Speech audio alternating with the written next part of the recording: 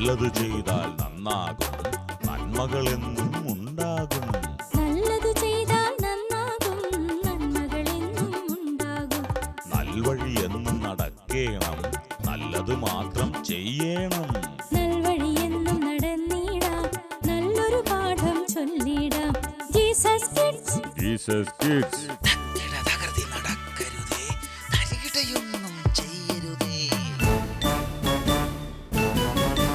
Hello കൂട്ടുകാരെല്ലാം നേരത്തെ എത്തിയല്ലോ. ഓക്കെ, എല്ലാവർക്കും സ്വാഗതം. അമൃതന് തുല്യമായ കഥാകാഴ്ചകളുടെ സമയം. കാണാം കാട്ടിലെ കൂട്ടുകാർ.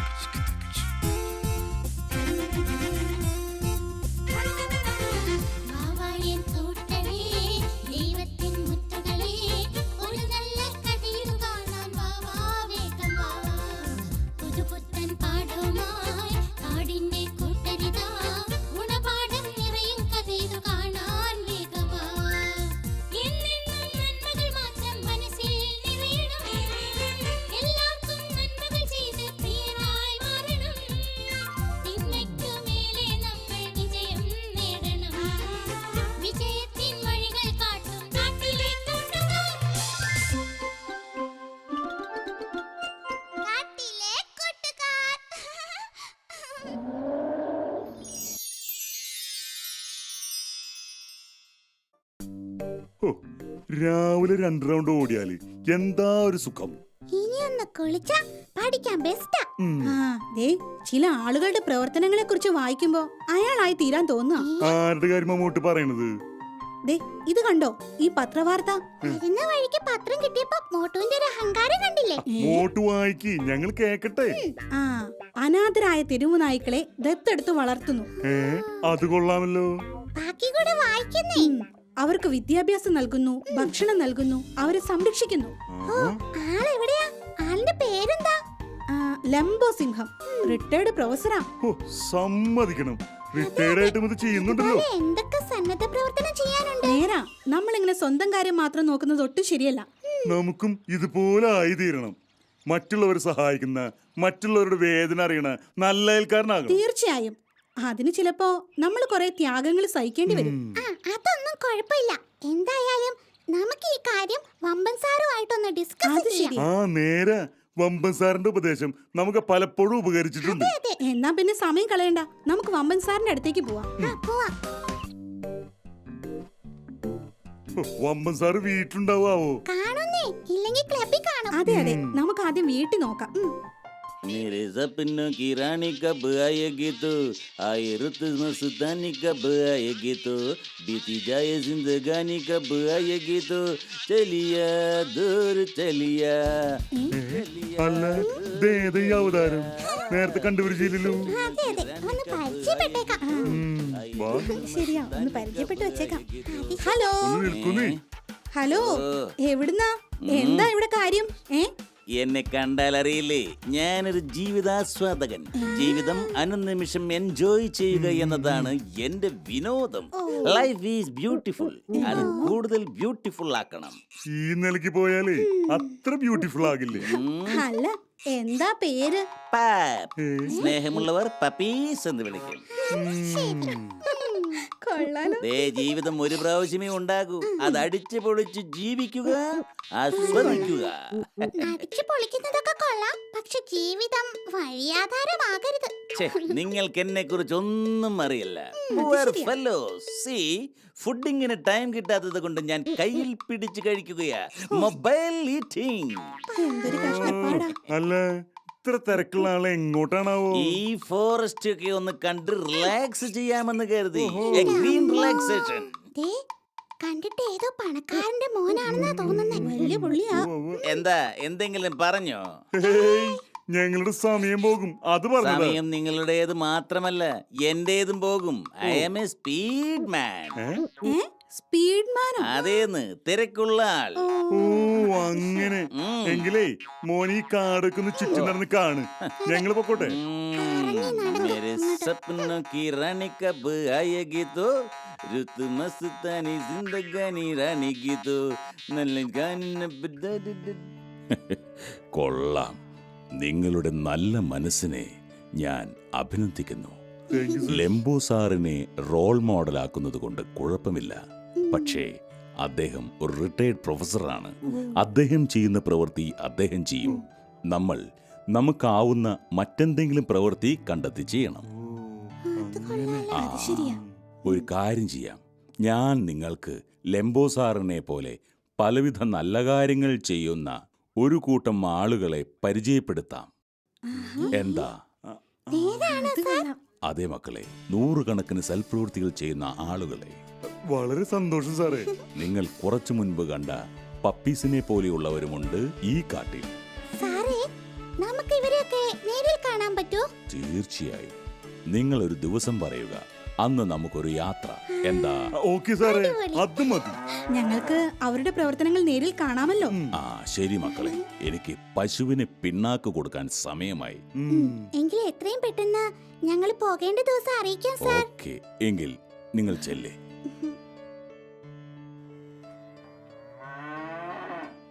നല്ല കുഞ്ഞുങ്ങൾ. ശ്ശോ, വമ്പൻ സാറ് കാത്തിരുന്ന് മുഷിഞ്ഞു കാണും. ശോ, ഈ ഗംഭീർ ഇത്ര വൈകുമെന്ന് ആരറിഞ്ഞു?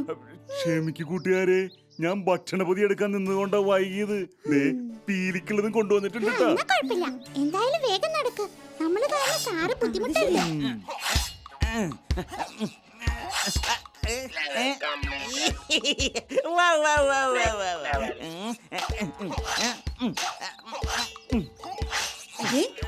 നമ്മുടെ പപ്പീസ്. ഛെ, ഇവനെന്താ റബ്ബർ പാലും കുടിച്ചില്ല? മൊബൈൽ ഗെയിം കളിക്കുന്ന തിരക്കിലാ. അതിന്റെ ഇൻട്രസ്റ്റില് അറിയാതെ സംഭവിക്കുന്നത് അതൊക്കെ. കഷ്ടം. ഈ വഴിയിലൂടെ മറ്റുള്ളവർ നടന്നിട്ട് അവനത് അറിഞ്ഞില്ലല്ലോ. എങ്ങനെ അറിയാനാ? ഫോണിൽ മയങ്ങിയിരിക്കല്ലേ. എവിടെയെങ്കിലും ചെന്ന് വീഴുമ്പോ പഠിച്ചോളൂ. വേഗം എടുക്ക്. സഞ്ചി പോയതാ, അതുപോലും അറിഞ്ഞില്ല.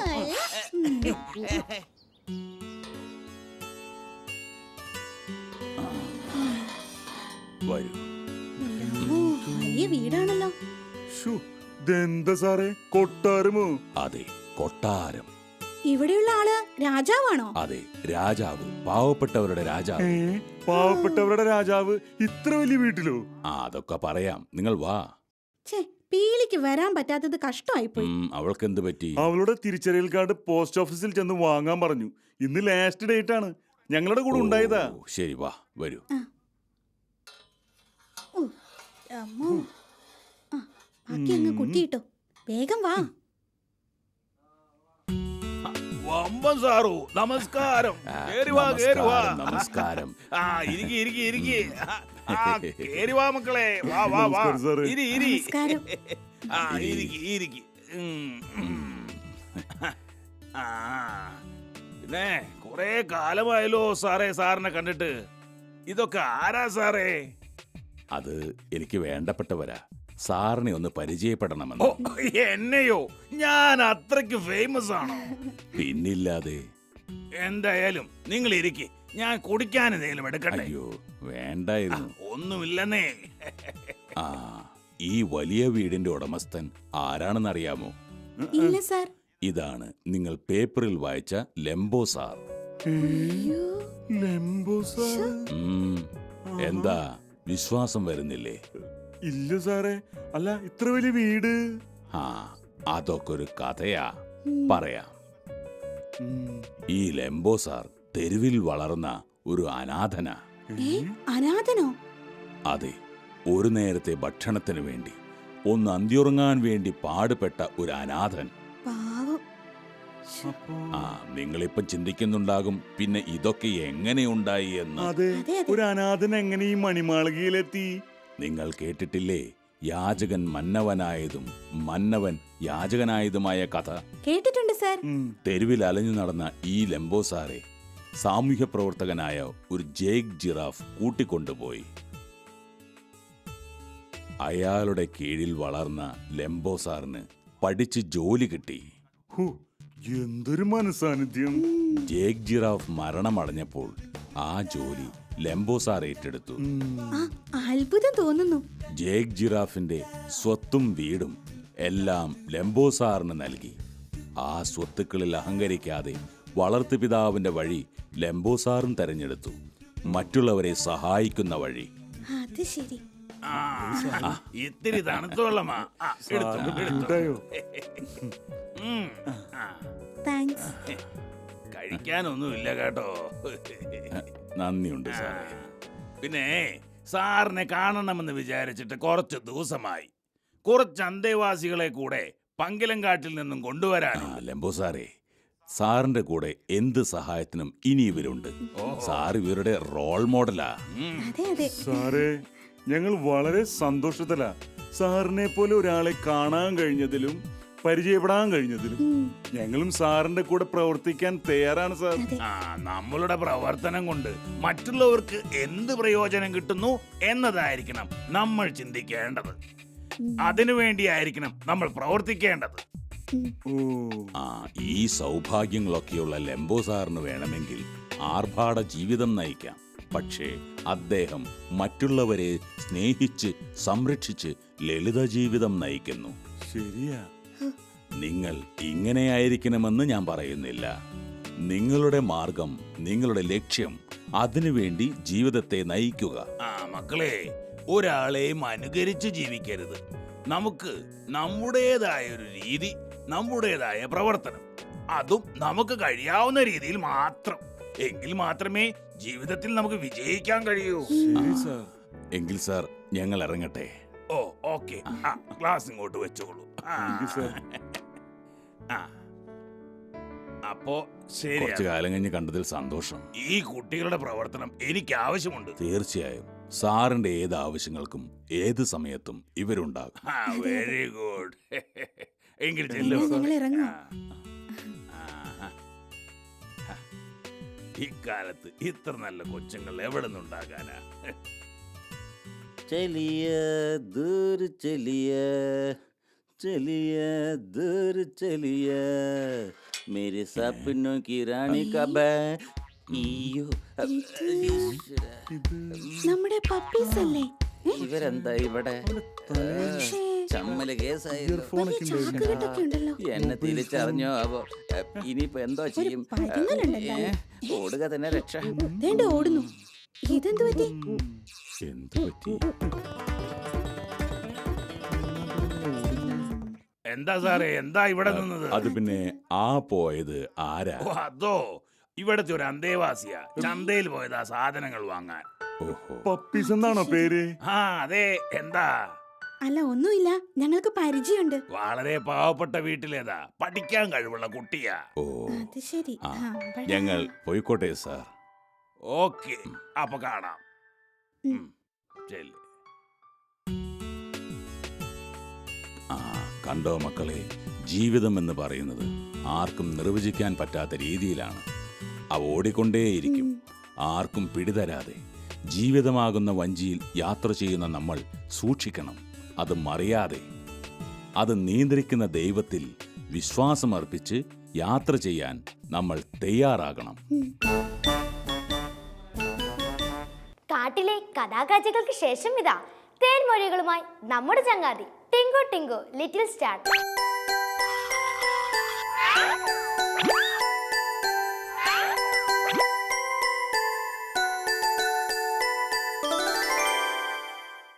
ഹായ് കൂട്ടുകാരെ. Hi Tinku. Hi uncle.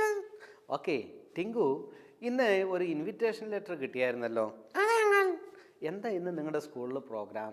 Uncle, ആ ഞങ്ങളുടെ സ്കൂളിൽ ആ 10ാം ക്ലാസ്സിൽ ആ ഏറ്റവും ഉയർന്ന മാർക്ക് കിട്ടിയ കുട്ടിക്ക് ആ എന്തോ കൊടുക്കുന്നേ? സമ്മാനം കൊടുക്കണം. ഓ, ഇവരുടെ സ്കൂളിൽ 10ാം ക്ലാസ്സിൽ ഏറ്റവും കൂടുതൽ മാർക്ക് കിട്ടിയ കുട്ടിക്ക് അവരുടെ സ്കൂളിൻ്റെ വക ഒരു സമ്മാനം കൊടുക്കാനായിട്ട് പോവുക, അവാർഡ് കൊടുക്കാനായിട്ട് പോവുക. അങ്കിൾ, എനിക്കും കിട്ടുക അവാർഡ്? നിനക്കും കിട്ടും, പക്ഷെ നീയും ഏറ്റവും നന്നായിട്ട് പഠിച്ചെങ്കിൽ മാത്രമേ അവാർഡ് കിട്ടുകയുള്ളൂ. ബൈബിളിൽ ഇങ്ങനെ ഒരു വാക്യം പറയുന്നുണ്ട്: അല്പത്തിൽ വിശ്വസ്തനായാൽ ഞാൻ അധികത്തിന് വിചാരകനാക്കി മാറ്റും. എന്താ അങ്കിൾ? ഒരു കഥയിലൂടെ അത് പറഞ്ഞു തരാം. വിശ്വസ്തത നമ്മിലുണ്ടാകേണ്ട ഒരു സ്വഭാവമാണ്. ഞാൻ വിശ്വസ്തനാണ് അങ്കിൾ. അതെനിക്ക് പറയാൻ പറ്റത്തില്ല, നിനക്ക് മാത്രമേ പറയാനായിട്ട് പറ്റുള്ളൂ. കൂട്ടുകാരെ, നമ്മെക്കുറിച്ച് ദൈവം ആഗ്രഹിക്കുന്നത് നാം വിശ്വസ്തരായിരിക്കണം എന്നുള്ളതാണ്. വിശ്വസ്തതയെക്കുറിച്ച് ഒരു വിശ്വസ്തനായ ഒരു കുട്ടിയുടെ കഥ അങ്കിൾ നിങ്ങൾക്ക് വേണ്ടി പറഞ്ഞു തരാം. ഒരു സ്ഥലത്ത് ഒരു എഞ്ചിനീയറിംഗ് കോളേജിൽ ഒരു കുട്ടി ഉണ്ടായിരുന്നു. തൻ്റെ ജീവിതത്തിൽ എല്ലാ മേഖലയിലും താൻ വിശ്വസ്തനായിരിക്കാൻ താൻ ശ്രമിച്ചിരുന്നു. തൻ്റെ കൂട്ടുകാർ പലപ്പോഴും പല കാര്യങ്ങൾ പറഞ്ഞ് അവൻ്റെ വിശ്വസ്തത പറഞ്ഞ് കളിയാക്കുമായിരുന്നു. കളിയാക്കുന്നത് തെറ്റല്ലേ? പിന്നെ കളിയാക്കുന്നത് തെറ്റാണ്. പക്ഷേ അവൻ അതൊന്നും അത്രമാത്രം കാര്യമാക്കിയില്ല. ഒരു ദിവസം അവരുടെ എക്സാം വന്നു. കൂട്ടുകാരെല്ലാവരും കൂടെ തീരുമാനിച്ചു, നമുക്ക് എക്സാമിന് കോപ്പി അടിക്കാം. ഈ കൂട്ടുകാരനോ? അവൻ്റെ അടുത്ത് പലരും വന്നിട്ട് പറഞ്ഞു, നീയും കോപ്പി അടിക്ക്. പക്ഷെ അവൻ പറഞ്ഞു, ഞാൻ ഒരിക്കലും കോപ്പി അടിക്കത്തില്ല. കൂട്ടുകാരോ എന്ന് പറഞ്ഞു? കൂട്ടുകാർ പറഞ്ഞു, ബൈബിളിൽ കോപ്പി അടിക്കരുതെന്ന് പറഞ്ഞിട്ടുണ്ടോ? അങ്ങനെ ഒരു നിയമമുണ്ടോ? നമുക്കിവിടെ സാഹചര്യം കൊണ്ട് അങ്ങനെ ചെയ്തേ മതിയാകുകയുള്ളൂ. അതുകൊണ്ട് നമുക്കെല്ലാവർക്കും കൂടെ ചേർന്ന് കോപ്പി അടിക്കാം. അവൻ പറഞ്ഞു, ഞാൻ ഒരു കാരണവശാലും കോപ്പി അടിക്കില്ല. പരീക്ഷയെ തോറ്റാലും എനിക്ക് കുഴപ്പമില്ല, ഞാൻ ഒരിക്കലും കോപ്പി അടിക്കില്ല എന്ന് പറഞ്ഞു. അങ്ങനെ പരീക്ഷ ദിവസമായി. എല്ലാവരും വന്നു. എല്ലാവരും അവരവർക്ക് കിട്ടിയ ചോദ്യപേപ്പറിനനുസരിച്ച് അവർ കോപ്പി അടിക്കാനായിട്ട് ആരംഭിച്ചു. പെട്ടെന്നാണ് ടീച്ചർ ക്ലാസ്സിലേക്ക് കയറി വന്നത്. ടീച്ചർക്ക് മനസ്സിലായി ഈ ക്ലാസ്സിൽ എല്ലാവരും കോപ്പി അടിച്ചിട്ടുണ്ട്. ടീച്ചർ ഒന്നും പറഞ്ഞില്ല. ഒടുവിൽ എല്ലാവരും പേപ്പർ കൊണ്ടുവന്ന് സബ്മിറ്റ് ചെയ്തു. പേപ്പറെല്ലാം മേശപ്പുറത്തിരിക്കുക. എന്നിട്ട് എന്ത് പറഞ്ഞു ടീച്ചർ? ടീച്ചർ പറഞ്ഞു, ഇന്നിവിടെ കോപ്പി അടി നടന്നിട്ടുണ്ടെന്ന് എനിക്ക് നന്നായിട്ടറിയാം. ഞാനൊരു കാര്യം ചെയ്യാൻ പോവുകയാണ്. ഞാനിത് റിപ്പോർട്ട് ചെയ്താൽ നിങ്ങളുടെ 6 മാസം നഷ്ടപ്പെടും. അതുകൊണ്ട് നിങ്ങളൊരു കാര്യം ചെയ്യണം. നിങ്ങൾ കോപ്പി അടിച്ച എല്ലാവരും അവരവരുടെ പേപ്പർ നിങ്ങൾ തിരിച്ചു കൊണ്ടുപോകണമെന്ന് പറഞ്ഞു. എന്നിട്ട് എന്തുണ്ടായെങ്കിൽ? എന്താ ഉണ്ടായെന്നറിയാമോ? ടീച്ചർ പലവട്ടം ഇത് ആവർത്തിച്ചപ്പോൾ ചില കൂട്ടുകാർ മനസ്സിലൊരു വിഷമമുണ്ടായി. ഉടനെ അവർ പോയി അവരുടെ പേപ്പർ തിരിച്ചു കൊണ്ടുവന്നു. അങ്ങനെ എല്ലാവരും ചെയ്തു. ഒടുവിൽ ഈ അരുൺ എന്ന് പറയുന്ന കുട്ടിയുടെ പേപ്പർ മാത്രം മേശപ്പുറത്ത് ഇരിക്കുക. ടീച്ചർ ആ പേപ്പർ എടുത്തു. എന്നിട്ട് എല്ലാവരോടും കൂടെ പറഞ്ഞു, ഈ ക്ലാസ്സിൽ എല്ലാവരും കോപ്പി അടിച്ചിട്ടുണ്ട്. ഇത്രയും കുട്ടികൾ കോപ്പി അടിച്ചിട്ടുണ്ടെങ്കിൽ തീർച്ചയായിട്ടും അരുണും കോപ്പി അടിച്ചിട്ടുണ്ട്. ഞാനതുകൊണ്ട് റിപ്പോർട്ട് ചെയ്യാൻ പോവുകയാണ് എന്ന് പറഞ്ഞു. ഉടനെ ആ ക്ലാസ്സിലെ എല്ലാ കുട്ടികളും എഴുന്നേറ്റ് നിന്നിട്ട് പറഞ്ഞു, ടീച്ചറെ, ഞങ്ങളൊക്കെ കോപ്പി അടിച്ചിട്ടുണ്ട്. പക്ഷേ അരുൺ ഒരിക്കലും കോപ്പി അടിക്കില്ല, അവൻ വിശ്വസ്തനാണ് എന്ന് പറഞ്ഞു. അത് ഭയങ്കര സന്തോഷമായില്ല? സന്തോഷമായെന്ന് മാത്രമല്ല, ടീച്ചർ ഉടനെ അവൻ്റെ പേപ്പർ എടുത്ത് അവൻ എഴുതിയതൊന്നും വായിച്ചു നോക്കാതെ അവന് മുഴുവൻ മാർക്കും കൊടുത്തു. എന്താ ടീച്ചർ അങ്ങനെ ചെയ്യാൻ കാരണം? അതെ, നാം അല്പത്തിൽ വിശ്വസ്തനായിരുന്നാൽ തീർച്ചയായിട്ടും ദൈവം അധികത്തിന് വിചാരകനാക്കി മാറ്റും. ദൈവം നമുക്ക് ഒരുപാട് കഴിവുകൾ തന്നിട്ടുണ്ട്. ഒരുപാട് കാര്യങ്ങൾ ദൈവം നമ്മുടെ കയ്യിൽ ഏൽപ്പിച്ചിട്ടുണ്ട്. അതിൽ നാം അത് കൈകാര്യം ചെയ്യുന്നതിൽ നാം വിശ്വസ്തരാണോ എങ്കിൽ മാത്രമേ ദൈവത്തിന് അധിക കാര്യങ്ങൾ ഏൽപ്പിക്കാനായിട്ട് സാധിക്കുകയുള്ളൂ.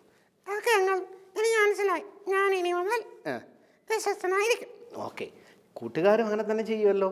നല്ല വിശ്വസ്തയോടെ ദൈവത്തിൽ നിന്ന് കൂടുതൽ അനുഗ്രഹങ്ങൾ നേടുവാൻ ദൈവം നിങ്ങളെ സഹായിക്കട്ടെ. ഓക്കെ. കാഴ്ചയും ചൊല്ലലും കഴിഞ്ഞ് എഴുത്തിന്റെ സമയം. ഇതാ ഒരു പ്രത്യേകം ആവശ്യം അറിയിച്ചുകൊണ്ടുള്ള കത്ത് വായിക്കാം.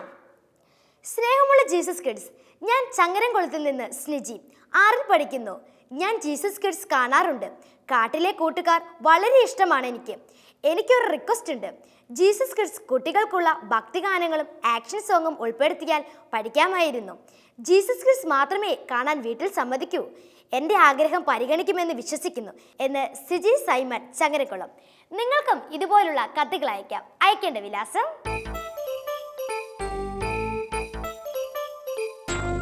ഞങ്ങളുടെ വിലാസം: the producer, Jesus Kids, Shalom TV, Peruvannamuzhi PO, Kozhikode. Pincode 673528. വീട്ടുപരി സുദിനത്തിൽ കണ്ടുമുട്ടാമെന്ന് ആശംസിച്ചുകൊണ്ട് നന്ദി.